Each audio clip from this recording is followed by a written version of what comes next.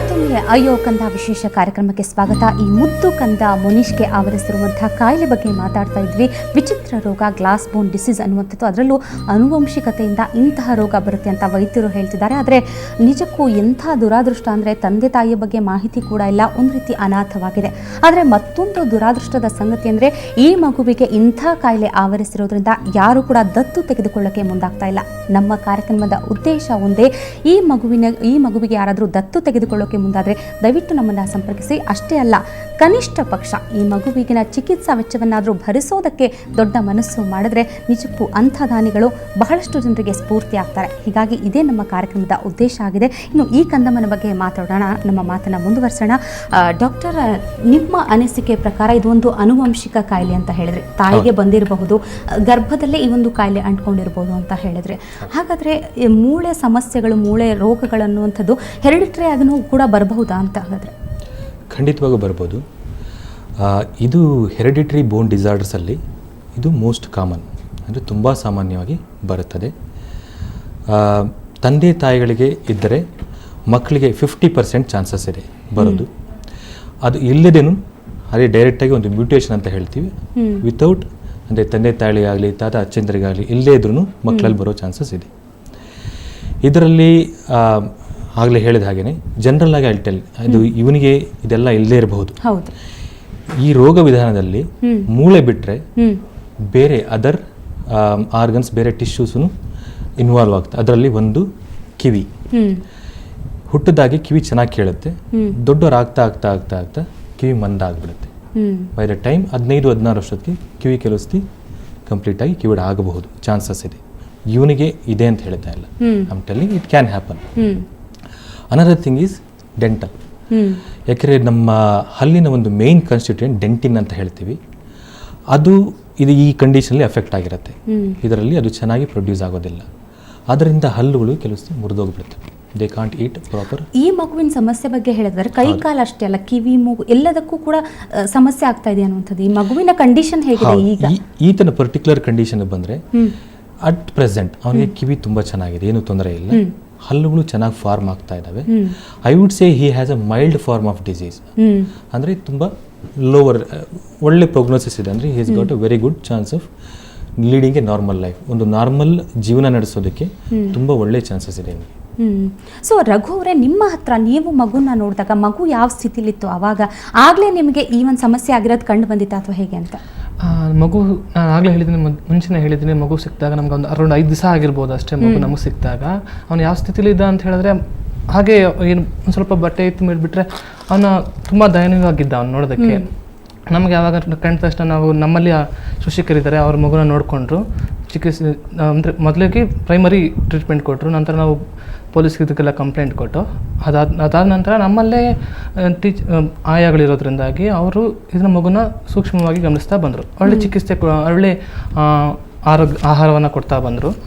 ನಂತರ ಅವನಿಗೆ ಅವಾಗವಾಗ ಅಳ್ತಾ ಇರೋದು, ಅವನಿಗೆ ತುಂಬ ನೋವಾಗಿತ್ತು ಅನಿಸುತ್ತೆ, ಅವನಿಗೆ ಮೂಳೆ ಕ್ರ್ಯಾಕ್ಸ್ ಇರೋದ್ರಿಂದ ಅಳ್ತಾ ಇದ್ದ. ಆವಾಗ ನಮಗೆ ಗೊತ್ತಾಗ್ತಾ ಇರಲಿಲ್ಲ ಯಾಕೆ ಇವನು ಅಳ್ತಾ ಇದ್ದಾನೆ ಅಂತೇಳಿ ನಾವು ಮೊದಲಾಗಿ ಹತ್ತಿರದ ಆಸ್ಪತ್ರೆಗಳಲ್ಲಿ ನಾವು ತೋರಿಸ್ತು, ಅವನಿಗೆ ಟ್ರೀಟ್ಮೆಂಟ್ ಅಲ್ಲಿಂದನೇ ಕೊಡಿಸ್ತು. ಅವ್ರಿಗೂ ಮತ್ತು ಯಾವುದೇ ರೀತಿ ಡಯಾಗ್ನೋಸ್ ಮಾಡಿಲ್ಲ, ಅವರು ಗೊತ್ತಾಗಿಲ್ಲ. ನಂತರ ನಮಗೆ ಅವನ ಪ್ರೋಗ್ರೆಸ್ ಮುಂದೆ ಹಾಗೆ ಆಗ್ತಾ ನಮಗೆ ಗೊತ್ತಾಯಿತು, ಅವನಿಗೆ ನಮ್ಮ ಡಾಕ್ಟರ್ ನಮ್ಮ ಹಿಲಾಮಂದ್ರ ಅವರಿಂದ ಗೊತ್ತಾಯಿತು, ಮೋಸ್ಟ್ಲಿ ಅವ್ನಿಗೆ ಏನೋ ಪ್ರಾಬ್ಲಮ್ ಇದೆ, ಸಿವಿಯರ್ ಇದಕ್ಕೆ ಏನೋ ಪ್ರಾಬ್ಲಮ್ ಇದೆ, ಅವನಿಗೆ ಹೆಚ್ಚಿನ ಚಿಕಿತ್ಸೆ ಅವಶ್ಯಕತೆ ಇದೆ ಅಂಥೇಳಿ ಹೇಳಿದ್ರು. ಆಗ ನಾವು ಮಣಿಪಾಲ್ ಹಾಸ್ಪಿಟ್ಲಿಗೆ ಹೋಗಿ ನಾವು ತೋರಿಸಿದಾಗ ಅವರು ಈ ಪ್ರಾಬ್ಲಮ್ ಇದೆ ಅಂತ ಹೇಳಿದ್ರು. ಆವಾಗ ನಮ್ಗೆ ಇದು ಕಾಯಿಲೆ ನಮ್ಗೆ ಹೊಸದು, ನಮ್ಗೆ ಏನು ಅಂತ ಗೊತ್ತಿಲ್ಲ ಇದ್ರ ಕಾಯಿಲೆ ಬಗ್ಗೆ. ನಮಗೂ ಆಶ್ಚರ್ಯ ಆಯಿತು, ಯಾವ ರೀತಿ ಮಗು ನೋಡ್ಕೊಳ್ಳೋದ್ರ ಬಗ್ಗೆ ಏನು ಅಂತ ಹೇಳೋದ್ರ ಬಗ್ಗೆ. ಆಗ ಮಣಿಪಾಲ್ ಹಾಸ್ಪಿಟಲ್ ಅವ್ರು ಯಾವ ರೀತಿ ನೋಡ್ಕೋಬೇಕು ಅನ್ನೋದ್ರ ಬಗ್ಗೆ ನಮಗೆ ತಿಳಿಸ್ಕೊಟ್ರು. ಆ ರೀತಿ ನಾವು ಮಗುನ ಇವಾಗ ನೋಡ್ಕೊಂಡು ಬರ್ತಾ ಇದ್ದೀವಿ. ಹಾಗೆ ಇದನ್ನ ನೋಡ್ಕೊಳ್ಳೋಕ್ಕೆ, ಮಗು ನೋಡ್ಕೊಳ್ಳೋದಕ್ಕೋಸ್ಕರನೇ ಒಬ್ಬರು ಆಯನ ಯಾವಾಗಲೂ 24 hours ಅವ್ರ ಹತ್ರ ಮಗು ಆಯ ಇರ್ತಾರೆ. ಅಂದರೆ ನಮ್ಮಲ್ಲಿ ಬೇರೆ ರೀತಿ ಸರ್ಕಲ್ ವ್ಯವಸ್ಥೆಯಲ್ಲಿ ಆಯಗಳನ್ನ ವ್ಯವಸ್ಥೆ ಮಾಡಿ ಅವನ ಎಲ್ಲೂ ಕೆಳಗಡೆ ಬೀಳಬಾರ್ದು.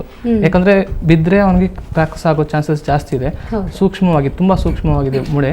ಅದಕ್ಕೋಸ್ಕರ ಅವನ್ನ ಎಲ್ಲಿ ಒಂದು ಸ್ವಲ್ಪ ಎತ್ತಿ ಪಕ್ಕಕ್ಕಿಟ್ಟರೂ ಕಷ್ಟ ಆಗುತ್ತೆ ಅನ್ನೋ ಅಷ್ಟು ಕ್ರಿಟಿಕಲ್ ಆಗಿ ಅದು ಆಯಗಳಿಗೆ ನಾವು ಟ್ರೈನಿಂಗ್ ಕೊಟ್ಟು ಆ ಮಗುನ ಯಾವ ರೀತಿ ತಿಡಬೇಕು, ಯಾವ ರೀತಿ ನೋಡ್ಕೊಬೇಕು ಅನ್ನೋದ್ರ ಬಗ್ಗೆ ನಾವು ಕೊಟ್ಟಾಗ ಅವರು ಆ ಥರನೇ ನೋಡ್ಕೊಂಡು ಬರ್ತಾ ಇದ್ದಾರೆ. ಆಫ್ಟರ್ 6 months ಅವಾಗ ಯಾವ ಥರ ಕ್ರ್ಯಾಕ್ಸಸ್ ಇದೆ ಅಂತ ಗೊತ್ತಾದಮೇಲೆ 6 months ಆದಮೇಲೆ ತುಂಬ ಸೂಕ್ಷ್ಮವಾಗಿ ಯಾವ ರೀತಿ ನಾವು ನೋಡ್ಕೊತಾ ಇದ್ದೀವಿ ಅಂತ ಹೇಳಿದ್ರೆ ಆ ರೀತಿ ನೋಡ್ಕೊಳ್ಳೋದ್ರಿಂದ ಮಗುಗೆ ಇವಾಗ ಕಡಿಮೆ ಆಗಿದೆ ಆ ಕ್ರ್ಯಾಕ್ಸಸ್. ಆಗೋದಿಲ್ಲ. Okay, Hela ma'am, really nowadays it's very difficult to raise a normal child. But how are you managing this child? Really, at this stage, he has been experienced around 10 fractures. So how do you manage this child? What type of difficulties you're finding? The difficulties are many. As it is, when a child grows up in a family, there are two people who take care of a child and they know how to do. Yeah, exactly. Now, I had to instruct 10 staff members how to deal with this child, and so it is not easy to instruct all of them how to take care, how gently they have to hold him, that any small pull can already cause a fracture. So training the staff is one thing. Then we have put extra staff so that there is more care for him. Then we have also surrounded him with more cushioning and soft things, soft toys. And when he started moving around, then we provided him with a walker so that he would have also the possibility of moving around and not only being bound in the bed. Like that, slowly, according to his age, we are trying to improve his conditions. But of course, it is a very, very big struggle. And there are children around, small children, who also fall on his leg, fall on his arm. And like that, we cannot protect him fully. That is impossible. But anyway, we are trying. Okay doctor, ನಿಜಕ್ಕೂ ಮಕ್ಕಳು ತುಂಬ ಸೂಕ್ಷ್ಮವಾಗಿರ್ತಾರೆ. ಈ ಒಂದು ಏಜ್ನಲ್ಲಿ ಮಕ್ಕಳೆಲ್ಲ ಅಂದರೆ ದೊಡ್ಡವರ ಮೂಳೆಗಳಿಗೆ compare ಮಾಡಿದ್ರೆ ಶಿಶುಗಳಲ್ಲಿರುವಂಥ ಮೂಳೆಗಳು ಬಹಳಷ್ಟು ಸೂಕ್ಷ್ಮ ಅನ್ಕೋತೀನಿ ನಿಜಕ್ಕೂ. ಜೊತೆಗೆ ಎಲ್ಲ ಅವರು ಹೇಳ್ತಾ ಇದ್ರು, ಈ ರೀತಿ ಏಳೋದು ಬೀಳೋದು ಎಲ್ಲ ಇದ್ದೇ ಇರುತ್ತೆ. ಆದರೆ ಈ ಮಗುವಿಗೆ ಅಂಥ ಯಾವುದೇ ಅವಕಾಶಗಳಿಲ್ಲ. ಜೊತೆಗೆ ಯಾವ ರೀತಿ ನಾವು ಮಗುವನ್ನ ಯಾವ ರೀತಿ ಹ್ಯಾಂಡಲ್ ಮಾಡಬೇಕು ಅಂತ ಇಂಥ ಒಂದು ಕಂಡೀಷನಲ್ಲಿ? ಹೌದು, ಒಂದು ಈತನಿಗೆ ಯಾವುದೇ ಆಗಲಿ ಹಾರ್ಡ್ ಸರ್ಫೇಸ್ ಆಗಲಿ ಹಾರ್ಡ್ ಆಬ್ಜೆಕ್ಟ್ಸ್ ಆಗಲಿ ಸುತ್ತಮುತ್ತ ಇರಬಾರ್ದು. ಎಸ್ಪೆಷಲಿ ಮೊದಲನೇ 1 ವರ್ಷದಲ್ಲಿ, ಇನ್ಫ್ಯಾಂಟ್ ಸ್ಟೇಜಲ್ಲಿ ಏನು ಹೇಳ್ತೀವಿ, ಮೊದಲನೇ ಬೆಳೆಯೋ 1 ವರ್ಷದಲ್ಲಿ ಅವ್ರನ್ನ ತುಂಬ ಸಾಫ್ಟಾಗಿ ಮ್ಯಾನೇಜ್ ಮಾಡಬೇಕಾಗತ್ತೆ. ಈವನ್ ನಾವು ರಿಸ್ಟ್ ಅಂದರೆ ಇಲ್ಲಿಟ್ಕೊಂಡು ಮಣಿಕಟ್ಟಿಟ್ಕೊಂಡು ಎತ್ಕೊಳ್ಳೋ ಹಾಗಿಲ್ಲ, ಇಲ್ಲಿಟ್ಕೊಂಡು ಎತ್ಕೊಳ್ಳೋ ಹಾಗಿಲ್ಲ. ಅವ್ರನ್ನೇನಿದ್ರು ಒಂದು ಕತ್ತಲ್ಲಿ ಎಂದು ಕುಂಡಿಯ ಕೆಳಗಡೆ ಇಟ್ಕೊಂಡು ಎತ್ಕೋಬೇಕಾಗತ್ತೆ ಅವ್ರನ್ನ. That is main thing. And second thing is, ಇವರು 1 ವರ್ಷ ಆದ ಮೇಲೆ ಎಷ್ಟು ಮೂಮೆಂಟ್ ಮಾಡ್ತಾರೋ ಸಾಫ್ಟಾಗಿ ವಿತಿನ್ ಒಂದು ಲಿಮಿಟೆಡ್ ರೇಂಜಲ್ಲಿ ಎಷ್ಟು ಮೂಮೆಂಟ್ ಮಾಡ್ತಾರೋ ಅಷ್ಟು ಒಳ್ಳೆ ಶಕ್ತಿ ಒಂದು ಮೂಳೆಗೆ ಇಟ್ ವಿಲ್ ಗೆಟ್ ಸ್ಟ್ರೆಂಗ್ತ್ ಬರ್ತಾ ಹೋಗುತ್ತೆ. ಆ ರೀತಿ they have managed very well. ಇದು ನಮ್ಮ ಮೆಡಿಕಲ್ ಟ್ರೀಟ್ಮೆಂಟ್ ಒಂದೇ ಅಲ್ಲ. I would congratulate doctor Hella that she is done a excellent job. It is ಒಂದು combined treatment, a team approach. ಅವರು ಚೆನ್ನಾಗಿ ವರ್ಕ್ ಮಾಡಿದ್ದಾರೆ and our also medical treatment is also helping him a lot. Doctor, ಇನ್ನು ಈ ಮಗುವಿಗೆ ಅಂದರೆ ಈಗ ಮೂಳೆ ಈ ರೀತಿ ಸಮಸ್ಯೆ ಆಗಿದೆ. ಸಾಮಾನ್ಯವಾಗಿ ಮೂಳೆಗಳು ಬದಲಾಗ್ತಾನೆ ಇರುತ್ತೆ, ಬೆಳಿತಾನೆ ಇರುತ್ತೆ, ಹೊಸ ಮೂಳೆಗಳ ತಯಾರಿ ನಡೀತಾನೆ ಇರುತ್ತೆ ಅಂತ ಹೇಳ್ತಾರೆ. ಯಾವ ಒಂದು ಏಜಲ್ಲಿ ಇಂಥ ಪ್ರಕ್ರಿಯೆ ನಡೆಯೋದು ಅಂತ? ಮೂಳೆ ಬೆಳೆಯೋದು ಇಟ್ ಸ್ಟಾರ್ಟ್ಸ್ ಫ್ರಮ್ ಬರ್ತ್. ಅವರು ಹುಟ್ಟಿದಾಗಿಂದ ಶುರು ಆಗಿಬಿಡುತ್ತೆ ಅದು. ಆ್ಯಂಡ್ ಗಂಡು ಹುಡುಗರಲ್ಲಿ up to the age of 16 to 18 ಬೆಳೀತಾ ಇರುತ್ತೆ. ಹೆಣ್ಣು ಮಕ್ಕಳಲ್ಲಿ 14 to 16 ಬೆಳೆಯುತ್ತೆ. ಇದು ಇಟ್ಸ್ ಎ ಕಂಟಿನ್ಯೂಸ್ ಪ್ರೋಸೆಸ್. ಅದರಲ್ಲಿ ಗ್ರೌತ್ ಸ್ಪರ್ಟ್ ಅಂತ ಆಗುತ್ತೆ. ಅರೌಂಡ್ 12 to 14 ಏಜಲ್ಲಿ ಅವರು ತುಂಬ ಜಾಸ್ತಿ ಬೆಳೀತಾರೆ. ಆಗ ಅದು ಮೆಚ್ಯೂರಿಟಿ, ಪ್ಯೂಬರ್ಟಿ ಅಂತ ಹೇಳ್ತೀವಿ. ಆ ಟೈಮಲ್ಲಿ ಜಲ್ ಜಸ್ಟ್ ಗ್ರೋ ಲೈಕ್ ಎನಿಥಿಂಗ್. ಈ the process is always there, ಯಾವಾಗಲೂ ಇದ್ದೇ ಇರುತ್ತೆ ಇದು. ಬಟ್ ಆ ಟೈಮಲ್ಲಿ ಜಾಸ್ತಿ ಆಗುತ್ತೆ. ಇವರು ಅಲ್ಲ, ಮೂಳೆಗಳ ಬೆಳವಣಿಗೆ ಈತನಿಗೆ ಏನಾದರೂ ಸಹಕಾರಿ ಆಗಬಹುದಾ ಅಂತ ಈ ಕಾಯಿಲೆಗೆ? ಮೂಳೆಗಳ ಬೆಳವಣಿಗೆ ಸಹಕಾರಿ ಯಾವಾಗ ಆಗುತ್ತೆ ಅಂದರೆ ಅವನು ಈ ಟೆಂಡೆನ್ಸಿ ಏನಿದೆ, ಫ್ರ್ಯಾಕ್ಚರ್ ಆಗೋ ಟೆಂಡೆನ್ಸಿ ಅವ್ರು ಕಂಪ್ಲೀಟ್ ಮೆಚೂರ್ ಆದಮೇಲೆ ಕಂಪ್ಲೀಟ್ ಕಡಿಮೆ ಆಗಿಬಿಡುತ್ತೆ. ರಿಸ್ಕ್ ಇದ್ದೇ ಇರುತ್ತೆ, ಅವರ ಜೀವನ ಪರ್ಯಂತ ಅದು ರಿಸ್ಕ್ ಇದ್ದೇ ಇರುತ್ತೆ. ಆದರೆ ಆ ರಿಸ್ಕ್ ಕಡಿಮೆ ಆಗಿಬಿಡುತ್ತೆ.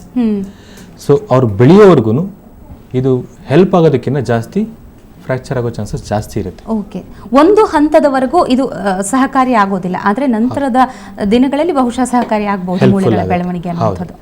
ಓಕೆ ಡಾಕ್ಟರ್, ನಿಮ್ಮೆಲ್ಲರ ಜೊತೆ ಮತ್ತಷ್ಟು ಮಾತಾಡ್ತೀನಿ. ನಿಜಕ್ಕೂ ಈ ಕಂದಮ್ಮ ಅನುಭವಿಸ್ತಾ ಇರುವಂಥ ಸ್ಥಿತಿಯನ್ನು ನೀವು ಕೂಡ ನೋಡ್ತಾ ಇದ್ರಿ, ಸಾಕಷ್ಟು ತಿಳ್ಕೊಂಡಿದ್ದೀರಿ.